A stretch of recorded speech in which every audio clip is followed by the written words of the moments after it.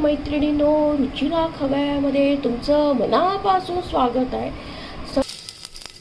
तुपामधलं लवंग, दालचिनी, वेलची टाकूया.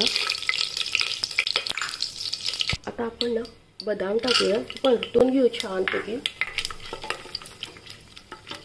तांदूळ टाकूया. तांदूळ टाकले आपण याच्यात. आपण छान परतून अलगद हाताने परतून घ्यायचं. आणि त्याच्यात खोबरं टाकू. खोबरं आपण टाकूया. परत छान परतून घ्यायचा. आता तसं तांदूळ येतील की डाळ आणि अलगद हाताने परतायचा, म्हणजे तांदूळ तुटत नाही. हो, तांदूळ एकदम छान भाजले गेले. खोबरं टाकल्यावर एकदम छान.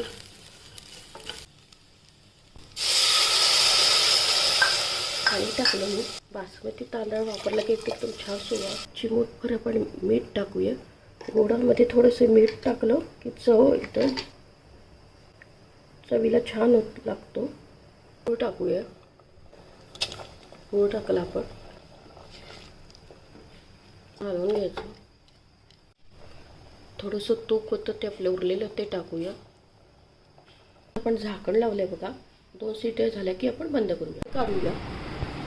हा बघा आपला नारळी भात तयार आहे. एकदम मोकळा झाला आहे. एकदम बघताक्षणी खायचा पण झटपट होणारा हा कुकरमध्ये नारळी भात. एकदम नारळ असेल तुमच्या घरात आणि वेलची, लवंग, दालचिनी तर सगळ्यांच्या घरात असतं आणि झटपट होतो.